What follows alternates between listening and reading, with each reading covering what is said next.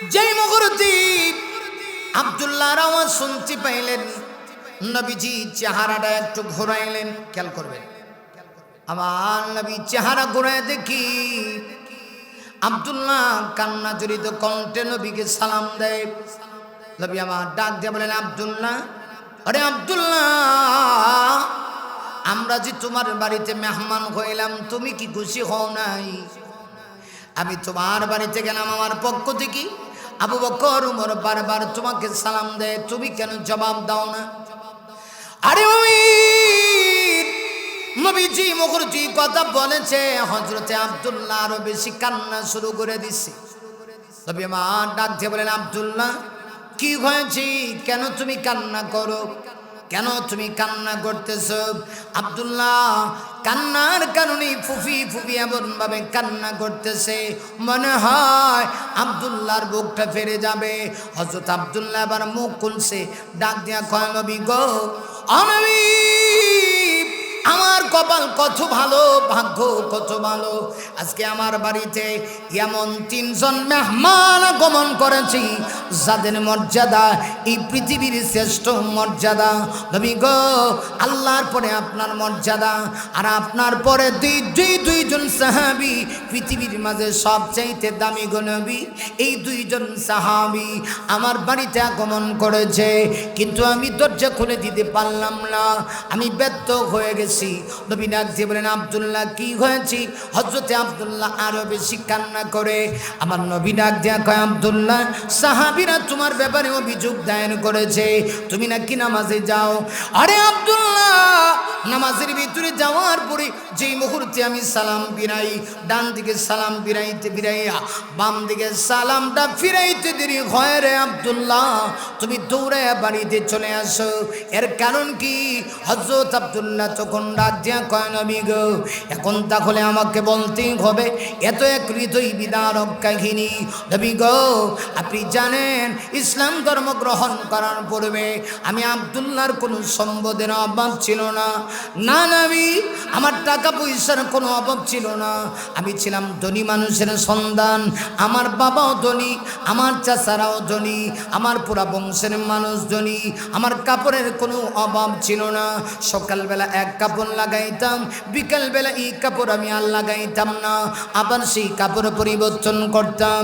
কিন্তু নবী, ইসলাম ধর্ম গ্রহণ করার কারণে আমি আব্দুল্লাহ এত গরিব হয়ে গিয়েছি, বাবার সম্পদ থেকে আমি বঞ্চিত হয়েছি, এমনকি আমার আত্মীয় স্বজনেরা আমার সব কিছু তারা আমাকে চিনিয়ে নিয়েছে, এই মুহূর্তে আমার কিচ্ছু নেই। নবী গো, ও নবী, অবস্থা আমার এত নাজুক, আমার দেখে যে এক জোড়া পোশাক লাগাবো এই পরিমাণ ক্ষমতা আমার নেই, শুধুমাত্র এক টুকরা লজ্জাস্থান ঢাকার মতো কাপড় আছে। নবী গো, এই এক টুকরা লজ্জাস্থান ঢাকার কাপড় দিয়া আমরা স্বামী আর স্ত্রী 2 জন পালা বদল করে নামাজের টাইম আসলে নামাজ আদায় করি। নবী গো, আমার যে এক জোড়া কাপড় এই ক্ষমতা আমার নাই, শুধু আছে এক টুকরা কাপড়, এই এক টুকরা কাপড় আবার পালা বদল করে স্বামী আর স্ত্রী 2 জনে মিলে নামাজ আদায় করি। কেমনে জানেননি? নামাজের টাইম যখন আসে, নবী গো, আমি আগে যাই না, জতার টাইম ইয়া রাসূলুল্লাহ, কোন রকম সাতরটা দেখি, লজ্জাস্থানটা দেখি গো নবীজি, আমি আপনার পিছনে নামাজ আদায় করতে যাই, আর আমার স্ত্রী কোথায় থাকবে? যেহেতু কোনো কাপড় দিতে পারে না, এই জন্য ঘরের ভিতরে আমি একটা গর্ত খুঁড়ে রেখেছি। আমি আমার স্ত্রীকে ওই ঘরের ভিতরে, গর্তের ভিতরে ঢুকাইয়া নামাজের টাইম আসলে পরে আমি মসজিদে নববীতে চলে যাই।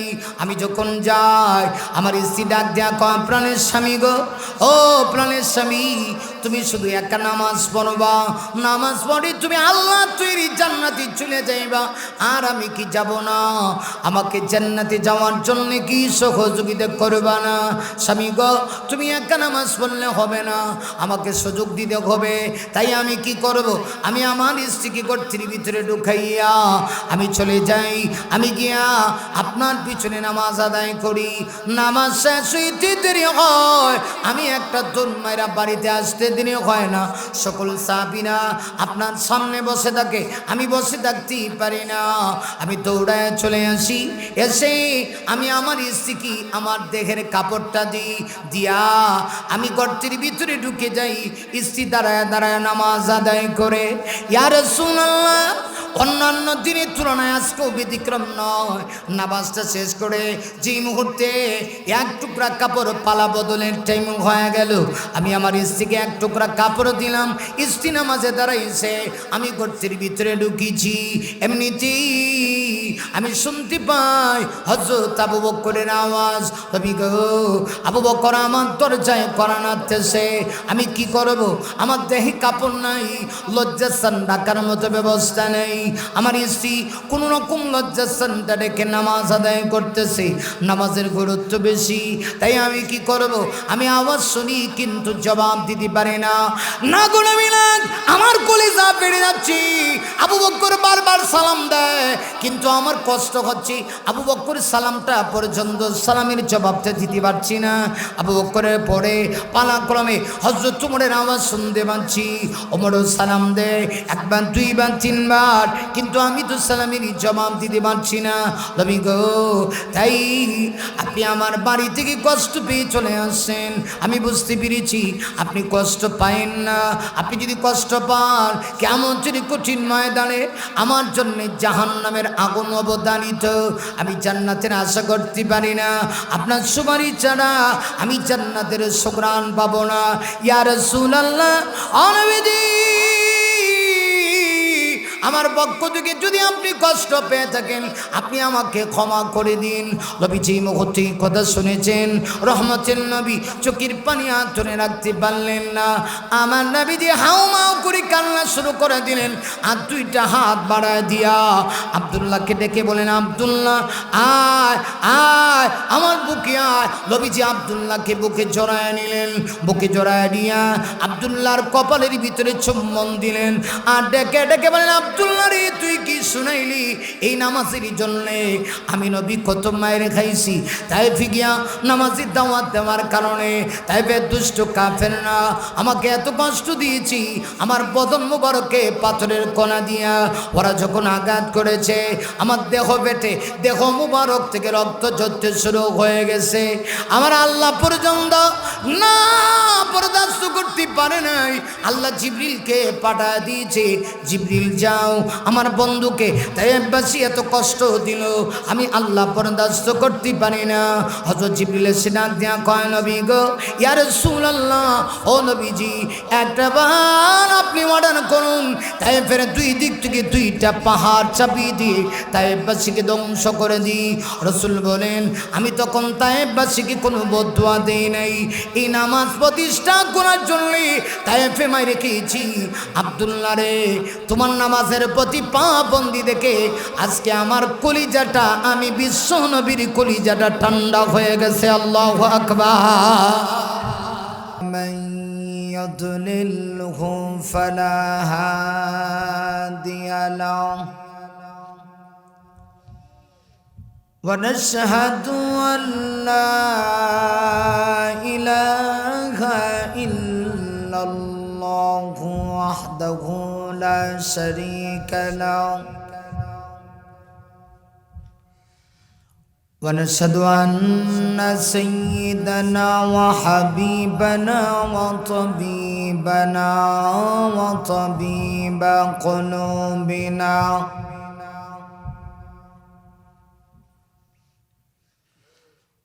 ومولانا محمدا عبد الله ورسوله হালকা একটু কানে দেন আওয়াজটা أرسله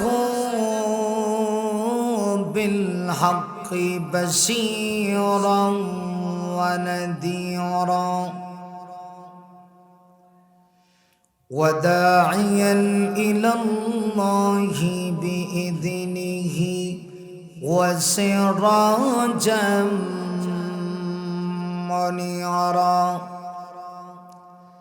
فقد قال الله تعالى في كلامه المجيد وفي فرقانه الحميد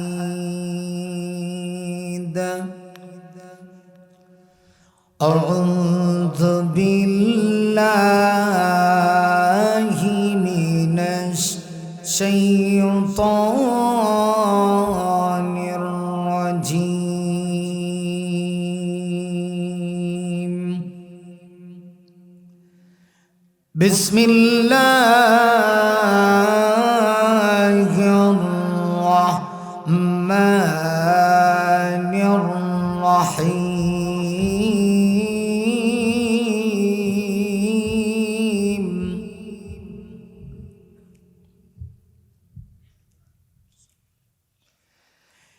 يتساءلون عن المجرمين ما سلككم في سقر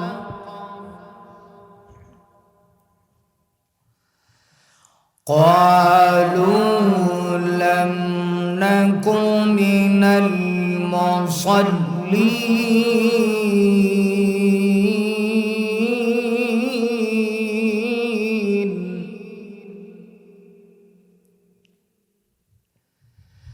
ولم نك نطعم المسكين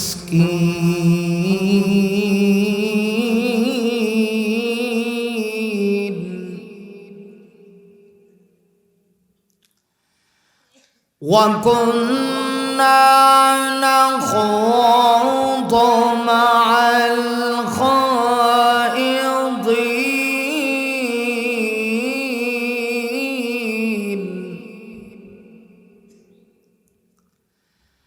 وكنا نكذب بيوم الدين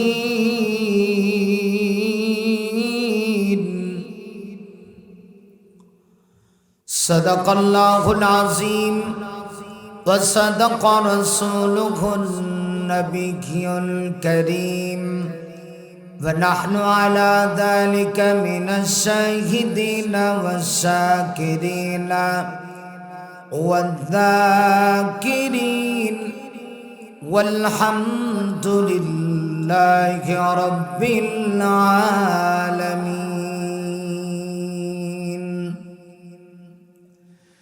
وعن سيد الجن والبشر صلى الله عليه وسلم عليكم بمجالسة العلماء أو كما قال النبي عليه الصلاة والسلام একটু মহব্বত দিয়ে নবীজির প্রেমে মাতোয়ারা হয়ে অন্তরে অন্তঃকরণ থেকে পৃথিবীর শ্রেষ্ঠ দরুদ যে দরুদ নামাজে স্থান পেয়েছে দরুদটা সবাই জানি না আপনাদের কি আমার সাথে রাগ বসা আছে মানে কথাও বলতেছেন না কেমনে ওয়াজ করব কম মেহরবানি করে যে যতটুকু নবীকে মহব্বত করেন ততটুকু আওয়াজ দিয়ে নামাজের দরুদটা সবাই আমল করি আল্লাহুম্মা সাল্লি আলা মুহাম্মাদিন ওয়া আলা আলি মুহাম্মাদ কামা সাল্লাইতা আলা ইব্রাহিম ওয়া আলা آل إبراهيم إنك حميد আরেকটু মোহাম্মত দিয়ে আল্লাহুম্মা বারিক আলা মুহাম্মাদিন وعلى آل كما باركت على إبراهيم وعلى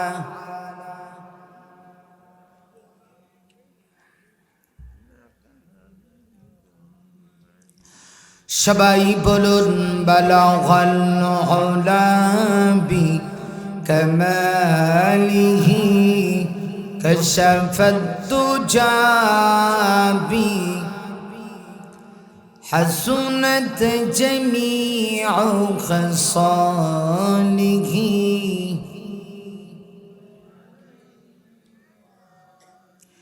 نفس الفداء لقبر أنت ساكنه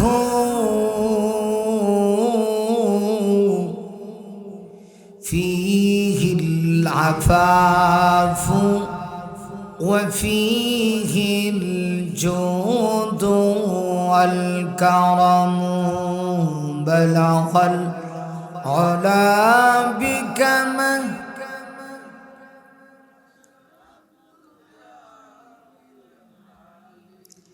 حسنت جميع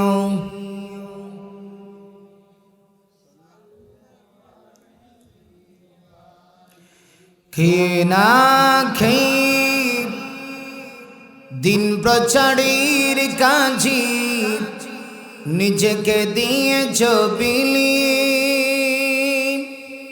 তাই ফের কাফেরেরা চিনল নয় আলো দুষ্ট ছেলেদের পিছু দিন লেলে খেনা খেয়ে দিন প্রচারের কাজে নিজেকে দিয়েছ বিলিয়ে তাই ফের কাফেরেরা চিনল নয় আলো দুষ্ট ছেলেদের পিছু দিন লেলি তাই ফের ময়দানে ক্ষত বিক্ষত হয়ে সারা শরীর থেকে রক্ত ঝরে হে রাসূল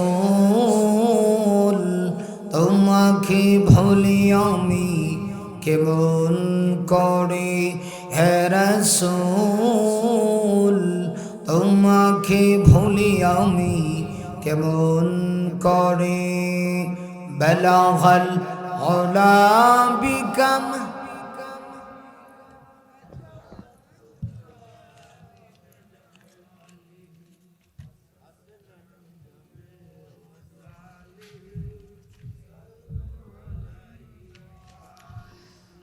আলহামদুলিল্লাহ চরিলাম পূর্বপাড়া কেন্দ্রীয় জামে মসজিদের উদ্যোগে অষ্টমতম ইসলামী মহাসম্মেলন সম্মেলনের সম্মানিত সভাপতি উস্তাদুল আসাতিজা আল্লামা আলহাজ আবুল হাসান সাহেব দামাত বারাকাতুহুম সিনিয়র শিক্ষক বিদ্যাপীঠ মাদ্রাসা সহ সভাপতি জনাব হাজী আব্দুর রাজ্জাক সাহেব বিশিষ্ট মুরব্বী চরিলাম পূর্বপাড়া এবং আরেকজন আছেন সভাপতির আসনে জনাব মোহাম্মদ সিরাজুল ইসলাম মাস্টার সাহেব অবসরপ্রাপ্ত প্রধান শিক্ষক সভাপতি অত্র মসজিদ কমিটি ও ৪ নং নাটঘর ইউনিয়ন সভাপতি চরিলাম ১ নং ওয়ার্ড বিএনপি সহ সভাপতির আসনে সমাসীন আরেকজন জনাব হাজী মোহাম্মদ খুরশিদুল হক মাস্টার সাহেব অবসরপ্রাপ্ত প্রধান শিক্ষক মাহফিলের সম্মানিত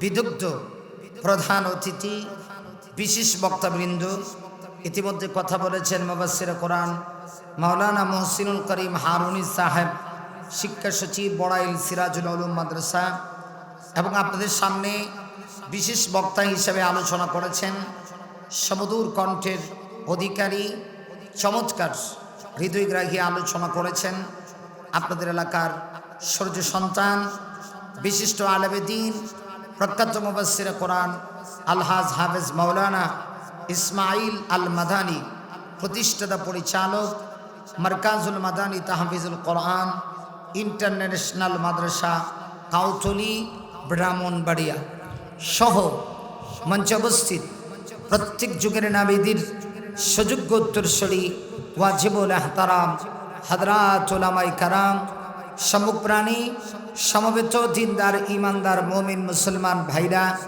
বুড়া বাবারা মাইকের আওয়াজ যত দূর পর্যন্ত গিয়ে পৌঁছতেছে পর্দানিসীন পরম শ্রদ্ধেয়া সম্মানিতা আবেদা সালেহা অবলা সরলা আমার মা ও বোন, বিশেষ করে তারুণ্যের উচ্ছ্বাস, যুগে যুগে ইতিহাস পরিবর্তনকারী আল্লাহর জমিনে আল্লাহর দ্বীন প্রতিষ্ঠা করার আন্দোলন করে করে এই পৃথিবীতে আজও যারা ইসলামের পতাকা উড্ডীন করে রেখেছেন, মাহফিলের প্রধান আকর্ষণ সম্মানিত যুবক ভাইরা, শুরুতেই বিশ্বজগতের একচ্ছত্র ক্ষমতার অধিকারী মহান মুনিবের দরবারে আলিশানে শুকরিয়া জ্ঞাপন করছি, যিনি অশান্তময় পৃথিবীর অশান্ত পরিবেশ থেকে যাচাই বাছাই করে আজকের এই মোতাবারক জান্নাতের টুকরা বাগানে আমাদের সবাইকে সমবেত হওয়ার মতো তৌফিকটুকু ভিক্ষা দিয়েছেন।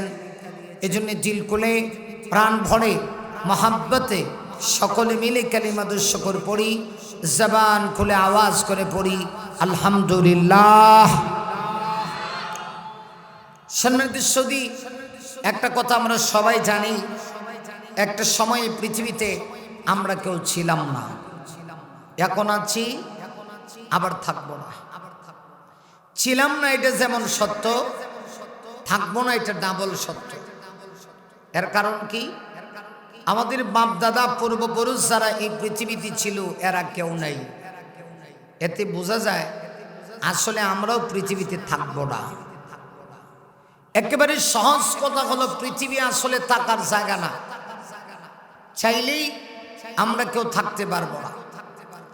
আমাকে যেমন মরতে হবে, আমার যেমন ধ্বংস আছে, এই পৃথিবীরও একদিন ধ্বংস হবে, পৃথিবীটাও একদিন আল্লাহ ধ্বংস করে দিবেন। এ বিশ্বাস হয়? আরে আপনারা শীতে একবারে দুর্বল হয়ে গেছেন না? এত দুর্বল হয়েছেন যে আমার ভয় হচ্ছে আপনাদের সামনে আমি কিভাবে কথা বলি। আপনাদের কি কষ্ট হচ্ছে? একটু জবাব দিয়েন, একটু হানা বললেন, তাহলে আমি বুঝবো আপনারা আমার কথা বুঝতেছেন। কারণ যদিও পোস্টারে দেখছেন আমার ঠিকানা ঢাকা, ঢাকা আমার মাদ্রাসা, অবস্থান করি ঢাকায়, কিন্তু আমার বাড়ি হলো সিলেট।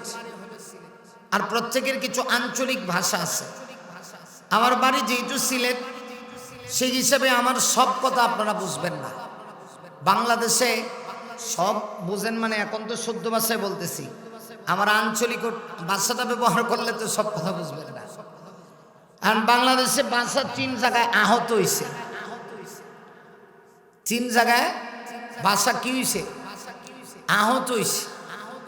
এর মধ্যে এক জায়গার নাম সিলেট, এক জায়গার নাম চট্টগ্রাম, এক জায়গার নাম নোয়াখালী। এই 3 জেলার মানুষকে যদি আপনি একসাথে কথা বলতে দেন, মনে হইব এরা কবর জিয়ারত করতেছে। আপনারা কিচ্ছু বুঝতেন না। হ্যাঁ, ঠিক বাড়িতে কইবেন। হ্যাঁ, আহা গো আহা, কি কষ্ট হইতেছে আপনাদের। হ্যাঁ, এই জন্য একটু মাঝে মধ্যে একটু নড়াছড়া দিয়ে। সম্মানিত সুধী, আমি আপনাদের কাছে জানতে চাই, আল্লাহ যে এই পৃথিবী ধ্বংস করবেন, এতে কি কোনো সন্দেহ আছে? আল্লাহ পারবেননি পৃথিবী ধ্বংস করতে? হ্যাঁ, কিছুদিন আগে হালকা একটু লাড়া দিছেনি লাড়া। হ্যাঁ, ভূমিকম্প হয় নাই, কয় সেকেন্ড হইছে? মাশাআল্লাহ, ছোট একটা বাচ্চা, হ্যাঁ ও সচেতন, দেখছেন? হ্যাঁ কয় 7 সেকেন্ড, মোটামুটি কাছাকাছি আছে। না না, 1 সেকেন্ড না, কে কইছে আপনাকে 1 সেকেন্ড? 6 সেকেন্ডের উপরে। কেউ বলছে 8 সেকেন্ড, কেউ বলছে 6 সেকেন্ড, কেউ বলছে 7 সেকেন্ড। তাইলে পিচ্চি বাচ্চার কথাটা মোটামুটি কাছাকাছি আছে।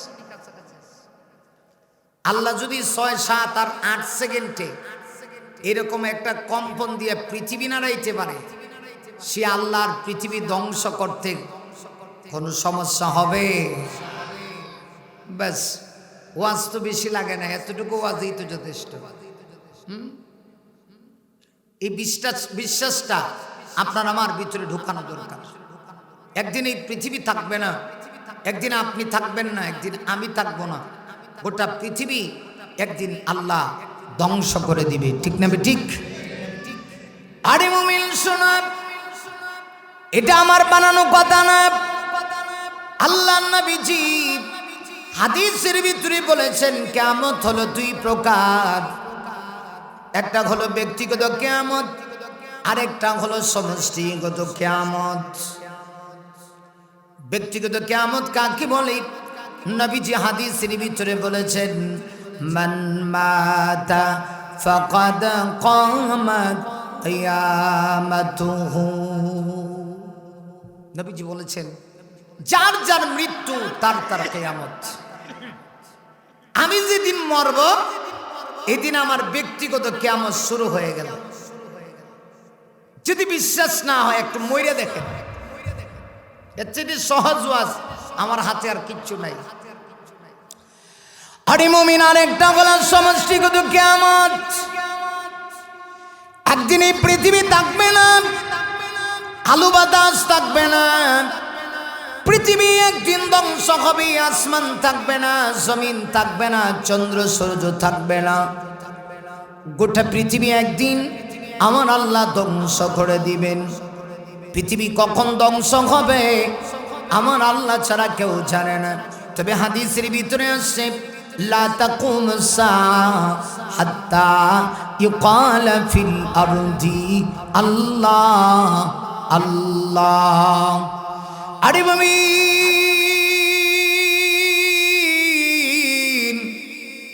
আমার নবী বলেন আর আল্লাহ এই পৃথিবী ততদিন পর্যন্ত ধ্বংস করবে না যতদিন এই পৃথিবীতে একজন মুমিন বান্দা থাকবে, একজন ঈমানদার থাকবে, আমার আল্লাহ পৃথিবী ধ্বংস করবে না, ঠিক কিনা?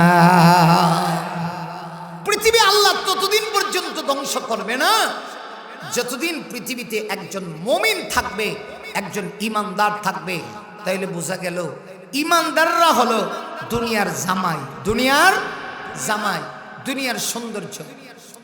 বিবাহের বাড়িতে যেমন জামাইকে কেন্দ্র করে সবকিছুর আয়োজন হয়, আপনাদের এলাকায় বিয়া শাদী হয়নি? একটু মাথা লাগবো, না মাতলে কেমনে ওয়াজ করতাম। বিবাহের বাড়িতে প্রধান অতিথি তাকে হলো জামাই। মেয়েরে যার কাছে বিয়া দেয় তার নাম কি? জামাই। আমরা সিলুটি ভাষায় দামান, দামান বেটা, বা তার কাছে আমার ফুরি বিয়া দিছি, তাই নইলে আমার দামান বেটা। তো আপনারা কোন জামাই, আমরা অঞ্চলের ভাষায় হলো দামান।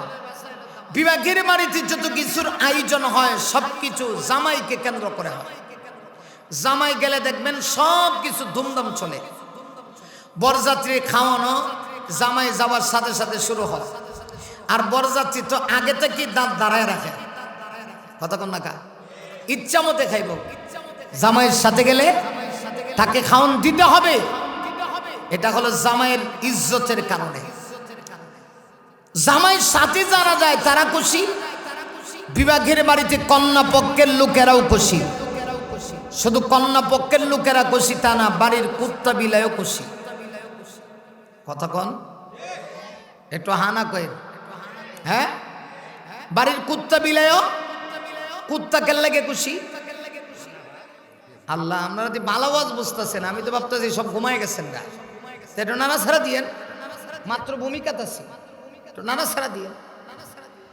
বিবাহের বাড়িতে শুধু বরযাত্রী যারা এরা খুশি তা না, কন্যা পক্ষের লোক খুশি তা না, এমনকি কুত্তা বিলাইও খুশি। কুত্তা কেল্লাকে খুশি, আজকা ইচ্ছা মতে হাত দিয়ে খাইব। আর বিলাই খুশি হইল কাটা খাইব। তো এত কিছুর আয়োজন যাকে কেন্দ্র করে হয়, যার কারণে সবাই খুশি, আপনারা খেয়াল করলে দেখবেন সে কিন্তু বিয়ার দিন খায় না, লজ্জায় মুখ ডাইকা রাখে। জামাই ডিভা দেয়, রুমাল দেয়, ঠিক গে বাড়িতে কই আরো জোরে কর, দেয়নি? মুখের মাঝে কি দেয়? রুমাল দেয়। আমার প্রশ্ন হলো, জামাইয়ের কি মুখে রুচি নাই? দেখায় না কা? লজ্জায় না? একটু সামান্য লজ্জা আছে বেটা জামাই। কিন্তু কেন খায় না আপনি যদি জামাইকে জিজ্ঞাসা করেন, ও জামাই আপনার উসিলায় সবাই খায়, আপনি খান না কেন? জামাই তখন জবাব দিয়ে বলবে, দেখো আসলে এই বাড়িতে আজকে খেতে আসি নাই, এসেছি এই বাড়ির সাথে যেন আমার সম্পর্কটা হয়ে যায়। আজকে যদি এই বাড়ির সাথে আমার আত্মীয়তা হয়ে যায়, সম্পর্ক হয়ে যায়, তাহলে আমাকে খেতে হবে না। আজকে না খাইলেও আগামীকালকে থেকে এই বাড়ির যত মুরগির রান আছে সবাই আমার সামনে ধরা দিব। বুঝছেন নি ওয়াজ? কিচ্ছু নড়াচড়া করেন একটু। হ্যাঁ, আজকে খাওয়া লাগবে না, আজকে খেতে আসি নাই, এসেছি এই বাড়ির সাথে একটা সম্পর্ক হোক। যদি সম্পর্ক হয়ে যায়, এই বাড়ির যত মুরগির রান আছে সব আমার মুখে আসবে। কিন্তু তোমরা যারা আসছো ইচ্ছা মতে খাও, কারণ তোমাদের বিচার মেয়াদের টাইম বেশি সময় নেই। হ্যাঁ, আজকের দিনও না, একটু পরে জামাই যখন কবুল করিলাম এই কথা যখন কইব, তখন দেখবেন বাড়ির কুত্তার দাম আছে, বরযাত্রীর দাম নেই। কথা কয় না কেন? তাইলে বোঝা গেল জামাইর উসিলায় যদিও সবকিছুর আয়োজন হয়, জামাই খায় না, জামাইয়ের সাথে যারা আছে এরা খায়। ঠিক তদ্রুপভাবে মহান আল্লাহ এই পৃথিবীতেই টিকে রাখছে মুমিন বান্দার কারণে। মুমিনের কারণে বেঈমানগুলি খায়, ইমানদারের কারণে ভারতের নরেন্দ্র মোদী খায়, ইমানদারের কারণে মায়ানমারের অং সান সুচি না বুচি খায়, ইমানদারের কারণে আমেরিকার ডোনাল্ড ট্রাম্প না ট্রাম্প, আমরা কি তা কই ড্রাম না ট্রাম্প, আমি একটু মজা করে কইছি আর কি, ড্রাম আসলে তো ট্রাম্প। এই ইমানদারের কারণে আমেরিকার প্রেসিডেন্ট ডোনাল্ড ট্রাম্প খায়। এক কথায় গোটা পৃথিবীতে সবগুলিরে আল্লাহ খাওয়ায়। কার কারণে? ইমানদারের কারণে। যেদিন ইমানদার থাকবে না, আল্লাহ পৃথিবীটাও রাখবে না। আল্লাহ কইব ইসরাফিল, বাস তোমার ডিউটি তুমি পালন করো, সিংগায় ফু দাও, সুবহানাল্লাহ। তাইলে আমরা ইমানদার, আমাদের মর্যাদা আল্লাহর কাছে অনেক বেশি। আমরা দুনিয়াতে খাইবার লেগে আইছি না, আমরা আসছি দুনিয়াতে আখিরাতকে কামাই করার লেগে। কথা কি বুঝতেছেন? কি কামাই করবার লেগে? আখিরাত। কারণ মুমিনের দুনিয়াই শেষ না, আখিরাত আসেনি। হ্যাঁ হ্যাঁ, এটা আমার মূল কথা। ভূমিকা স্বরূপ কথাগুলো বুঝলে আমার তেলাওয়াতকৃত আয়াতগুলির তাফসীর বোঝা আপনাদের সহজ হবে। সূরা মুদ্দাথির থেকে মাত্র কয়েকটা আয়াতে কারিমা তেলাওয়াত করছি, খেয়াল করেন।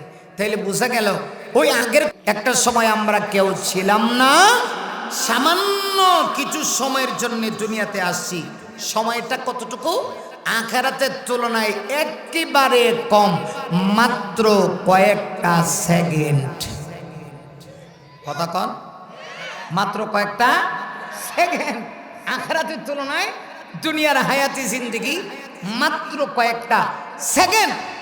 এই অল্প সময় কয়েক সেকেন্ডেই আপনার আমার দুনিয়াটা হলো আখিরাত কামানোর পুঁজি।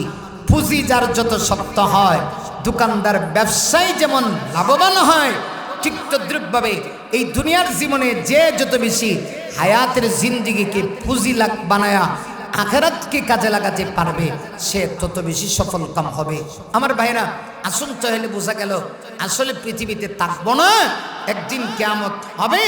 আর সেদিন আপনাকে আমাকে সবাইকে ময়দানে মাহশরে আল্লাহর সামনে দাঁড়াতে হবে।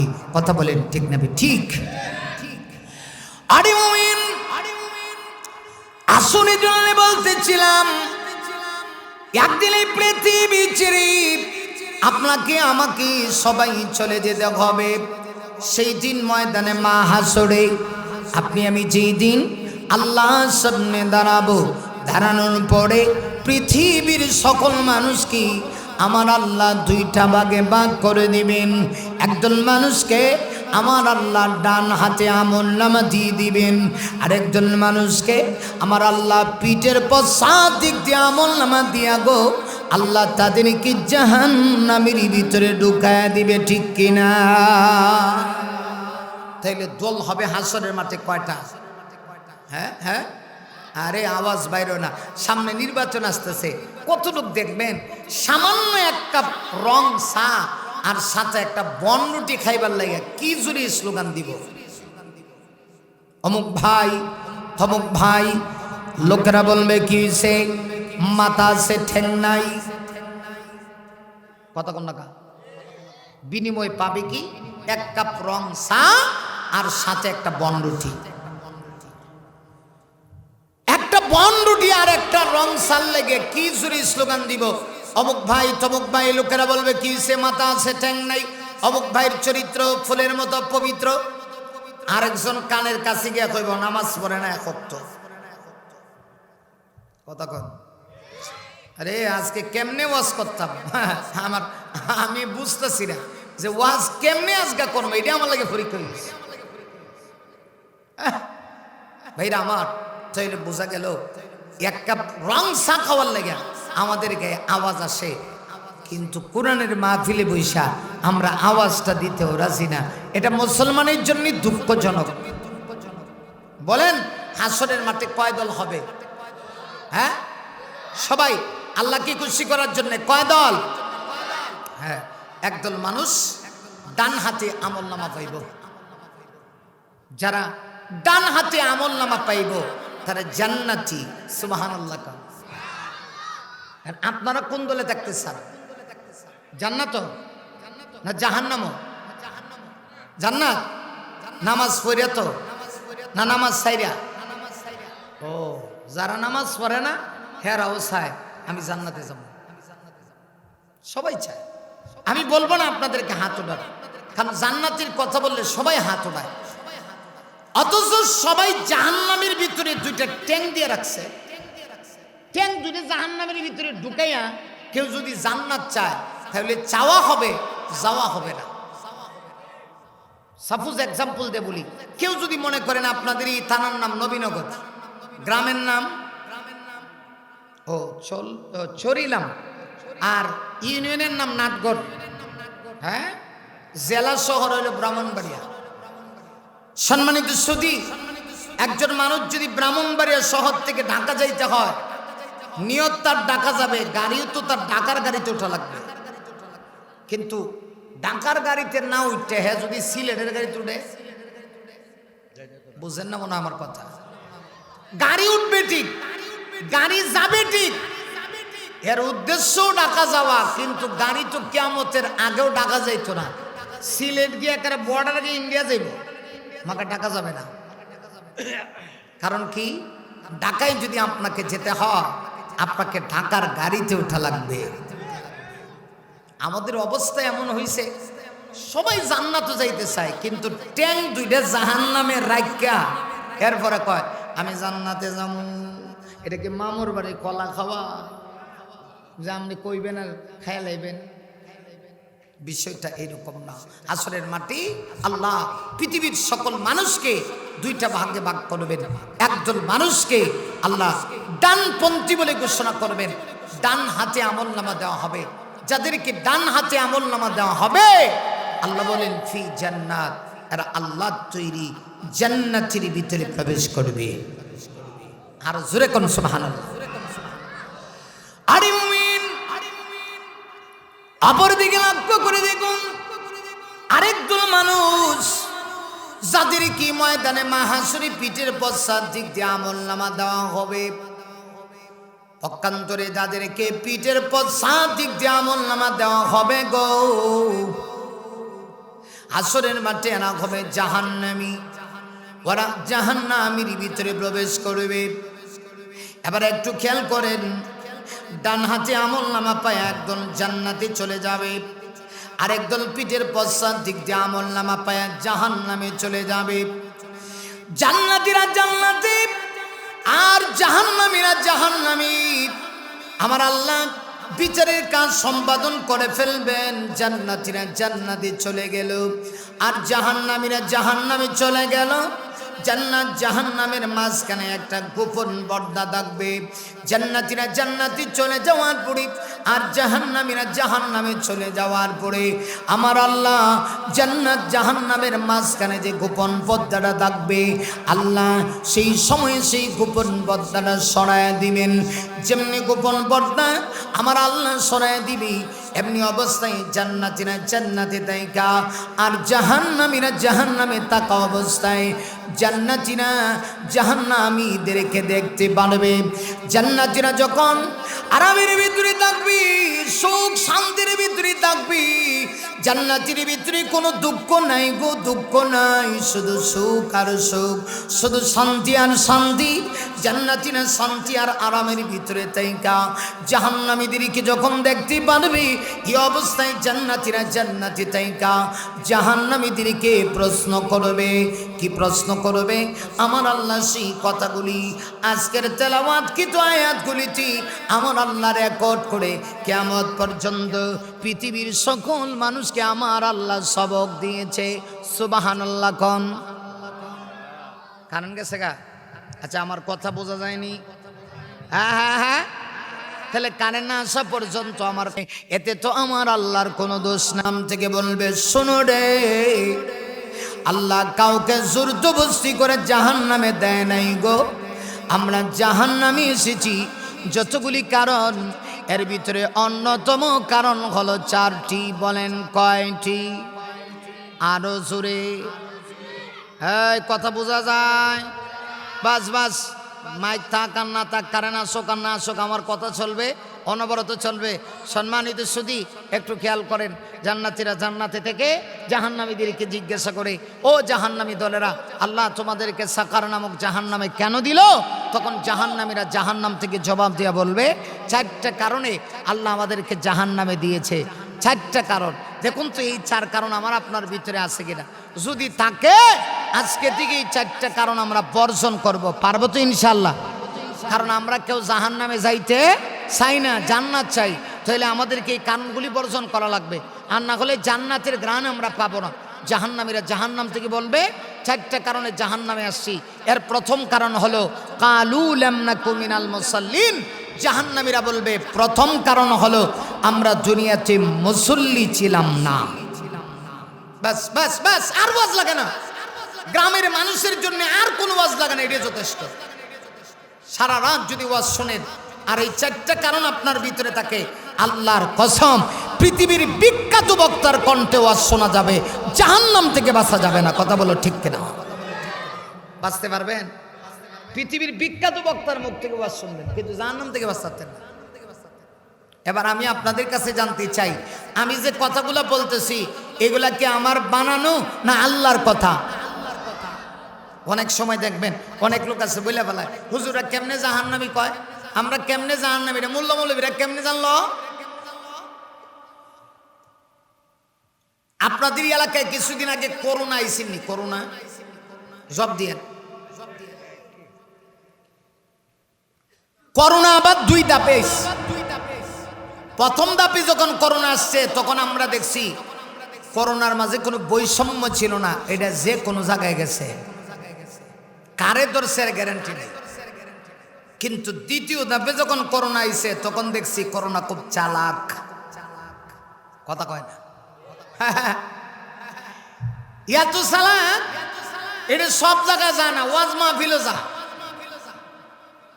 বোঝে না রে। দেখছেনি আপনার নাকি? কই যা? ওয়াজ মাহফিলে যায়, মসজিদে যায়, আলেম ওলামাদের কাছে যায়। আর যেখানে হুজুররা ওয়াজ মাহফিল করে মানুষকে জমায়েত করে সেইখানে বেশি যায়। আর যেখানে ফাঁকলট্টু ডান্স হয় সেইখানে জানা, কথা কন না কেন? যেখানে ফাঁকলট্টু ডান্স হয় এখানে কি তা জানা, সেখানে যাইতো না।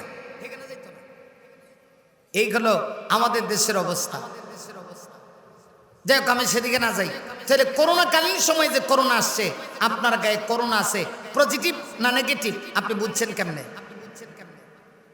বোঝার জন্য আপনি ডাক্তারের কাছে গেছেন, ডাক্তার আপনাকে সিম্পল দেখছে, করোনা টেস্ট করছে, করার পরে যদি দেখা গেছে যে না করোনা আছে, আরে মাইক রে কয়বার যাইতেছে কয়বার আইতেছে এটা তো বুঝি না।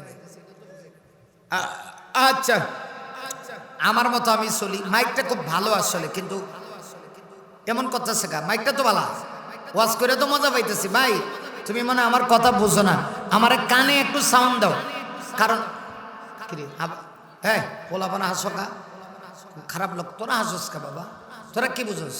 একটু রিভাব বাড়ায় দাও, তুমি রিভাবটা বাড়ায় আমার কানে দাও, কানে কানে। আমি মানে মোটামুটি যখন ওয়াজের স্কেল উঠবে আমি এক টান দিব, এক টানে গিয়ে ঢাকা সায়দাবাজ। কথা বলছেন না? এই জন্য একটু কানে বাজায় দাও।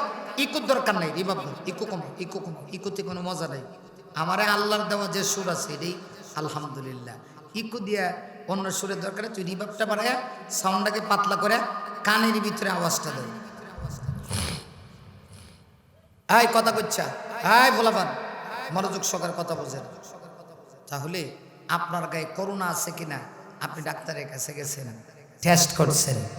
হ্যাঁ, করোনার কিছু সিমটম ছিল, ওইগুলো দেখে বোঝা গেছে যে তার গায়ে করোনা হয়েছে। আর চূড়ান্ত সমাধান নিয়েছেন ডাক্তারের টেস্টের মাধ্যমে। ঠিক তদ্রুপভাবে আল্লাহর দেওয়া কোরআন হচ্ছে মানব জাতির জন্য চূড়ান্ত প্রেসক্রিপশন। আপনি সেখান থেকে আল্লাহ মেসেজ দিছে যে কোন পথে চললে আপনি জান্নাতে যাবেন আর কোন পথে চললে আপনি জাহান্নামে যাবেন।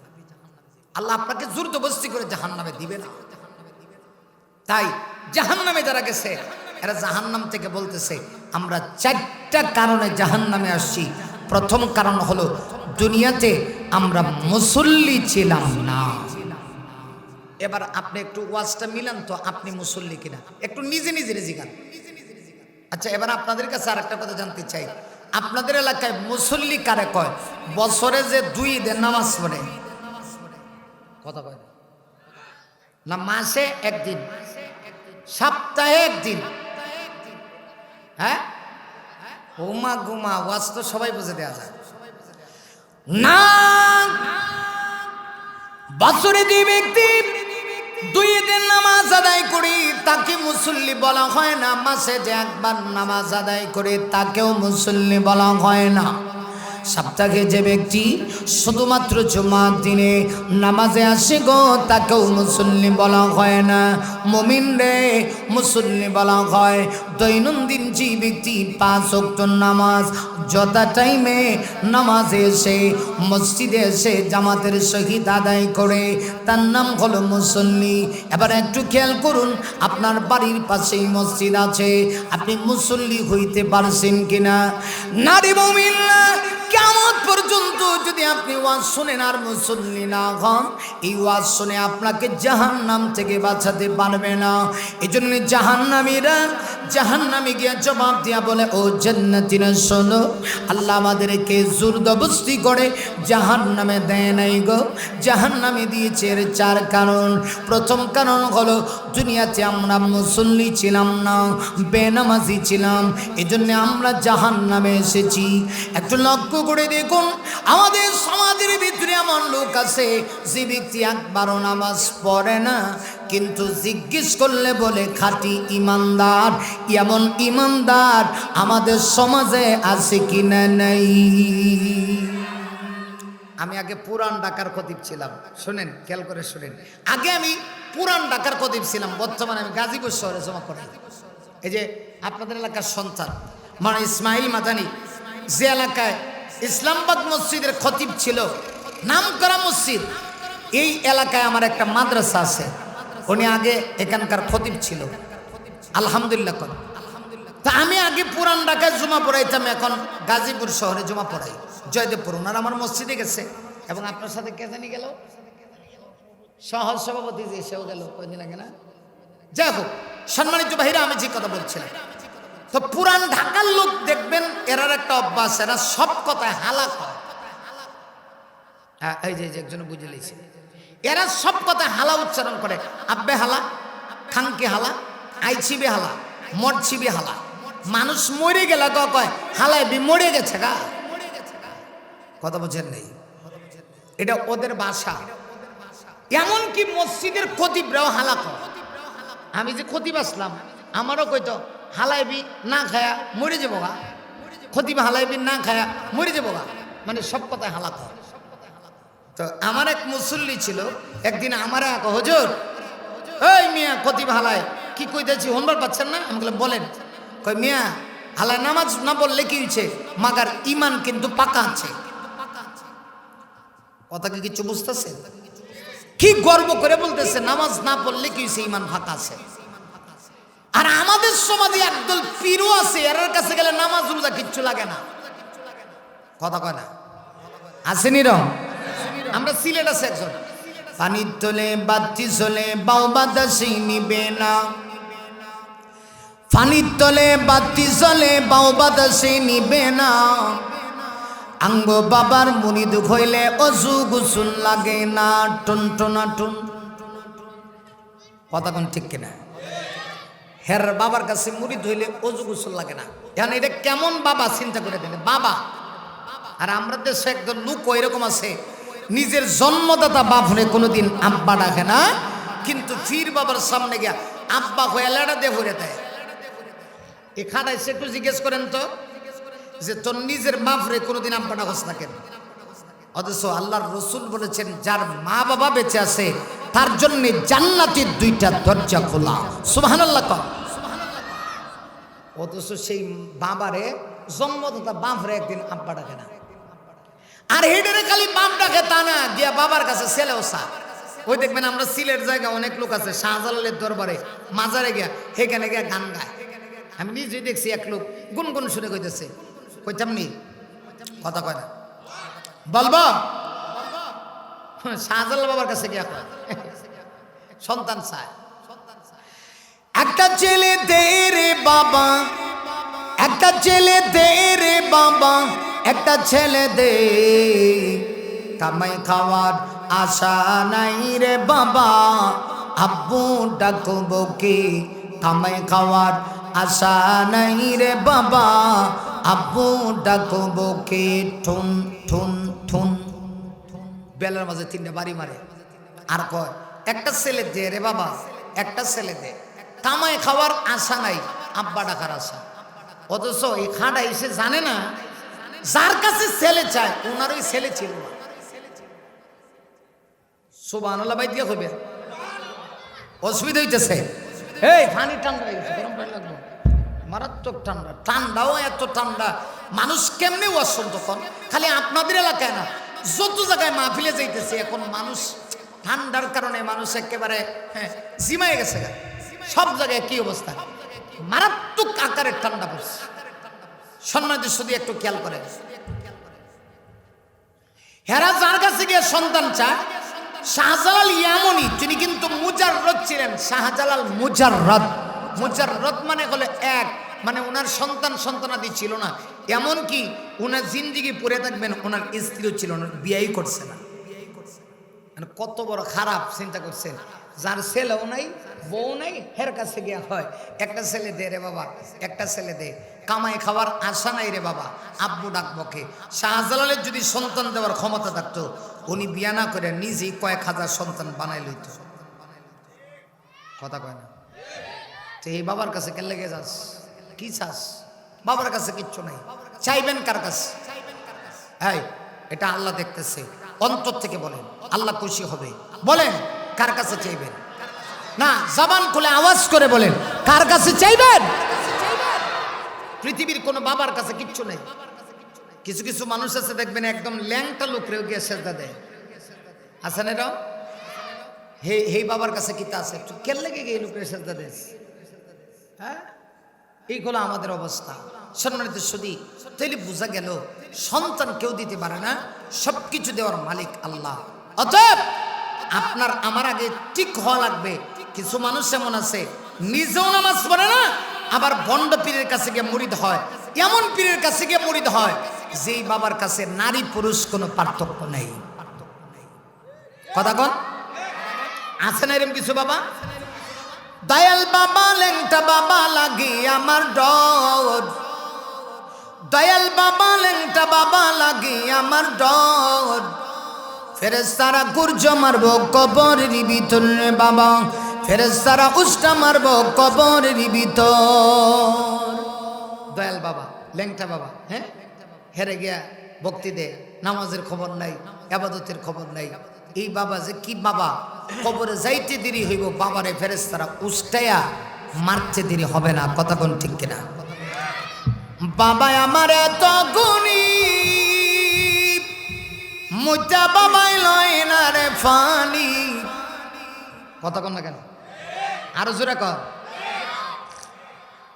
হ্যাঁ মাশাআল্লাহ, শ্রোতা আজকে খাপের খাপ মিলছে, মারাত্মক শ্রোতা। বাবার এত গুণ, বাবা মুজা ফানি লয় না। বাবা আমার এত গুণী, মুজা বাবাই লয় না রে ফানি। খালি করে টানা টানি বুরকার ভিতর। কথা কোন না? ফেরেশতারা গুর্জ মারব কবরের ভিতরে বাবা, ফেরেশতারা উষ্টা মারব কবরের ভিতর। বলুন এরা কি বাবা না বন্ড? কত নাম্বার? নাম্বার সারা বন্ড। কথা কোন ঠিক কিনা? তাহলে নামাজ ছাড়া কেউ কি জান্নাতে যাইতে পারবে? যদি অনেক সময় কয় হুজুর নামাজ না পড়লে কি হয়েছে, আমার ইমান কিন্তু ফাঁকা আছে। যার নামাজ নাই এর ইমানই নাই। কথা কম না কেন? হ্যাঁ, এই জন্যে জাহান্নামীরা বলবে আমরা 4 কারণে জাহান্নামে আসছি। প্রথম কারণ হলো দুনিয়াতে আমরা নামাজি ছিলাম না। এখন দেখেন আপনার আমার নামাজ আছে কিনা। বাস নামাজ যদি না থাকে তাইলে আর এই ওয়াজ শুনে কোনো লাভ নাই। সাহাবীদের অবস্থা এমন ছিল, দেহে কাপড় নাই, গায়ে কাপড় নাই, কোনো রকম লজ্জাস্থান ডাকার মতো একটা কাপড় ছিল, তাও তারা নামাজ মিস করতো না। আর আমাদের সমাজের বাস্তবতা হলো এই কাপড়ের অভাব নাই, কিন্তু নামাজ পড়ার মতো একটা পবিত্র কাপড় নাই। হ্যাঁ, কত লোক আছে দেখবেন আলমিরা ভরা কাপড়ে, যদি বলেন নামাজ পড়ো না, কাপড় তো পবিত্র নাই, তোর কিয়ামত পর্যন্ত আর কাপড় পবিত্র হইতো না। অথচ কাপড়ের অভাব নাই, কিন্তু নামাজ পড়তে পারে না। আর আমার নবীদের সাহাবী এমন ছিলেন, নবীদের সাহাবীরা দুনিয়ার সব কিছু একদিকে, নামাজ ছিল আরেক দিকে। মুমিনরে খেয়াল করো, আমার নবীজি মসজিদে নববীতে ইমামতি করতেন, সাহাবীরা আমার নবীজির পিছনে নামাজ আদায় করত। আবার নবীর একটা অভ্যাস ছিল, নামাজ শেষ করে সাহাবীদেরকে নিয়ে আমার নবীজি তাদের দিকে ফিরে নবীজি তাদেরকে তালিম দিতেন। আর সাহাবীরা মনোযোগ সহকারে আমার নবীজির কথাগুলি শ্রবণ করতেন। অর্থাৎ নামাজ শেষ হয়ে যাওয়ার পরে নবীজির সাহাবীরা কেউ বাড়িতে যাইত না। নামাজ শেষ হয়ে গেলে পরে সকল সাহাবীরা নবীর সামনে বসে থাকত, অপেক্ষার প্রহর গুনত কখন নবীজি তাদেরকে কিচ্ছু বলবেন। কিন্তু একজন সাহাবী এমন ছিল, নামাজ শেষ হইতে দেরি হইত।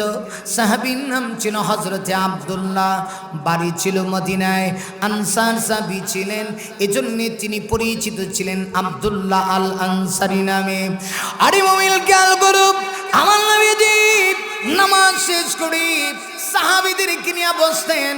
এই অবস্থায় একদিন নবীজি নামাজ শেষ করে সাহাবীদেরকে নিয়ে বসছেন। নবীজি দেখেন আব্দুল্লাহকে দেখা যায় না। নবীজি সাহাবীদেরকে জিজ্ঞাসা করলেন, ও সাহাবীরা তোমরা সবাই বসো, কিন্তু আমার ওই সাহাবী আব্দুল্লাহ আল আনসারীকে আমি দেখি না, এর কারণ কি? একজন সাহাবী দাঁড়ায় কয়, ও নবীজি আমাদের মনে হয় আব্দুল্লাহর ভিতরে নেফাকি ঢুকে গেছে, আব্দুল্লাহর ভিতরে দুনিয়ার মহব্বত ঢুকে গেছে। নবী বলেন কেমনে?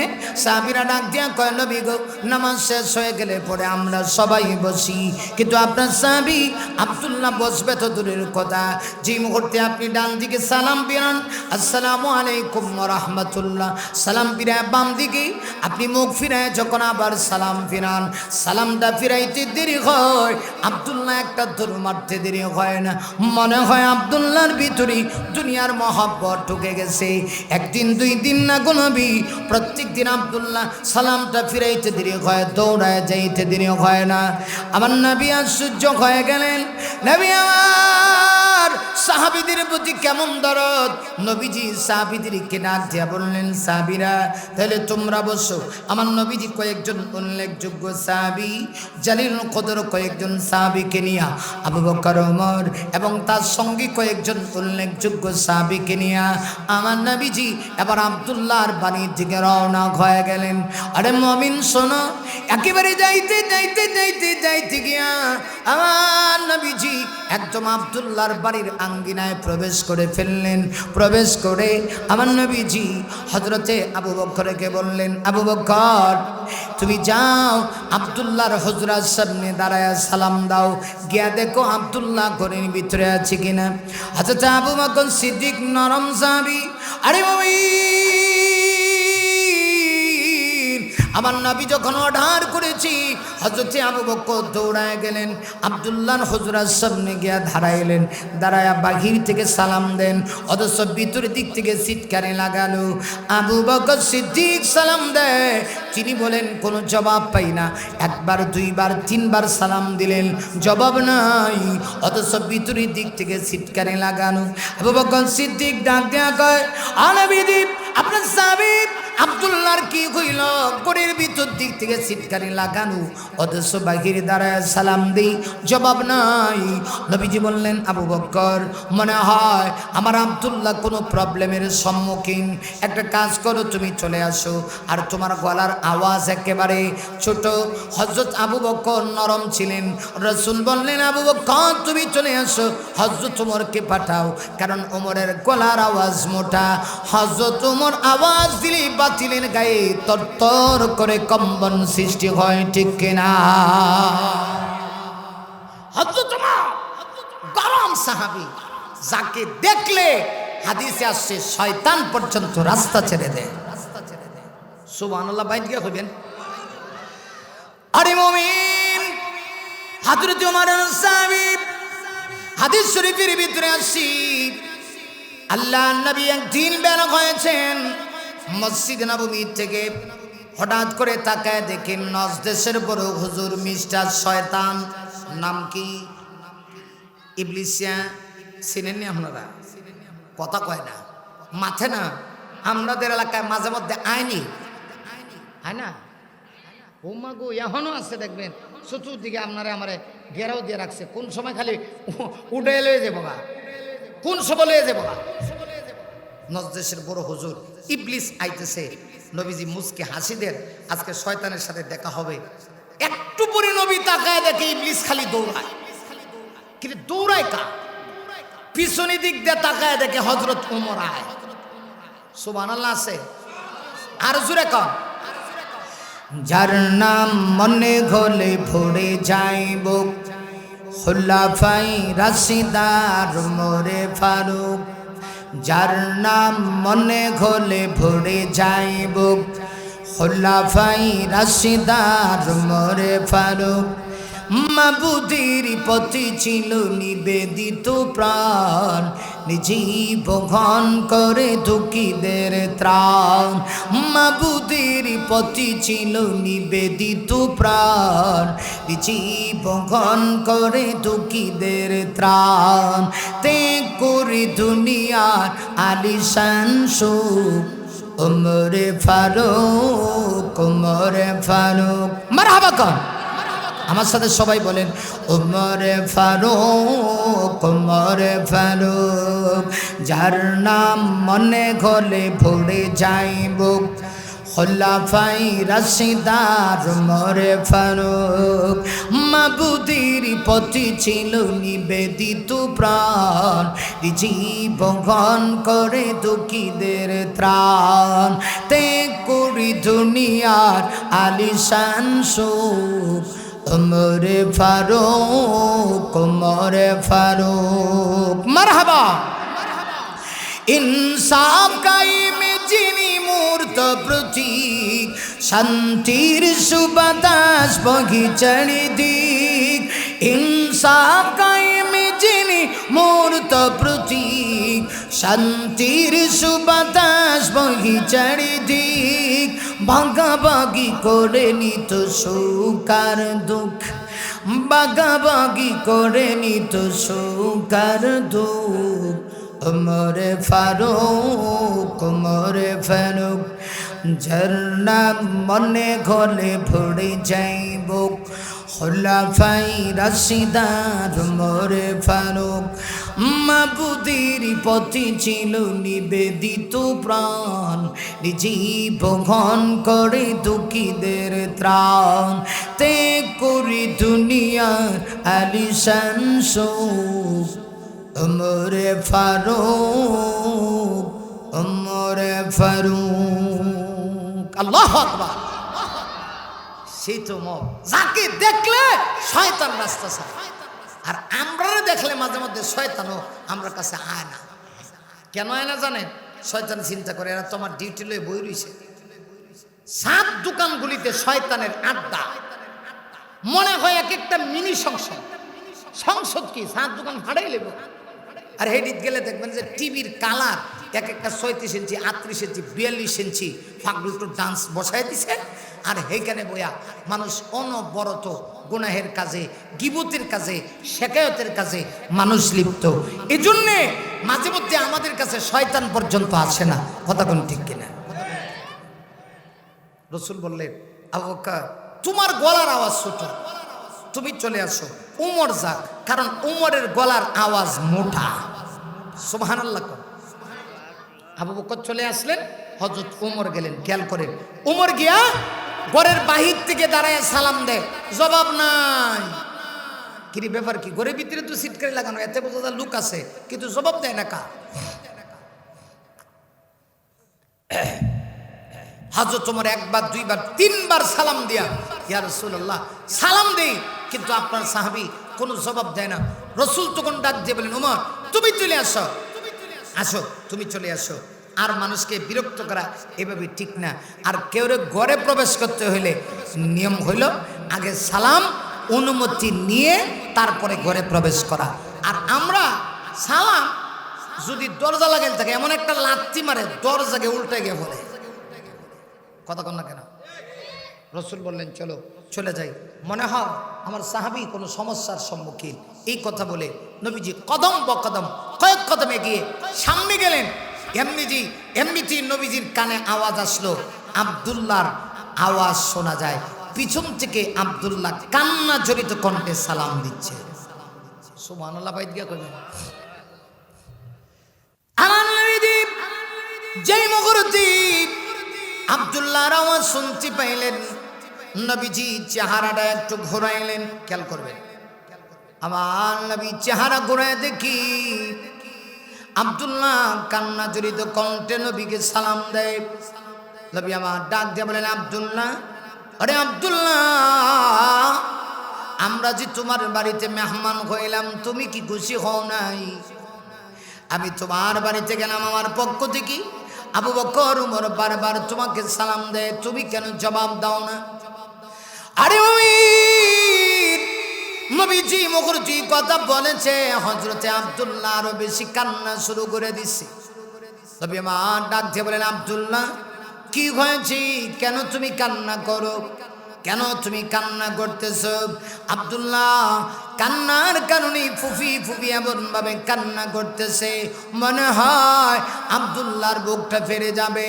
হযরত আব্দুল্লাহ আবার মুখ খুলছে, ডাক দিয়া কয়, নবী গো, নবী আমার কপাল কত ভালো, ভাগ্য কত ভালো, আজকে আমার বাড়িতে এমন 3 জন মেহমান আগমন করেছি যাদের মর্যাদা এই পৃথিবীর শ্রেষ্ঠ মর্যাদা।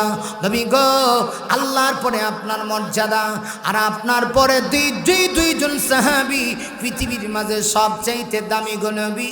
এই 2 জন সাহাবী আমার বাড়িতে আগমন করেছে, কিন্তু আমি দরজা খুলে দিতে পারলাম না, আমি ব্যর্থ হয়ে গেছি। নবী ডাক দিয়ে বলেন, আব্দুল্লাহ কি হয়েছে? হযরতে আব্দুল্লাহ আরো বেশি কান্না করে। আমার নবী ডাক দিয়া কয়, আব্দুল্লাহ সাহাবী সাহাবীরা তোমার ব্যাপারে অভিযোগ দায়ের করেছে তুমি নাকি নামাজে যাও।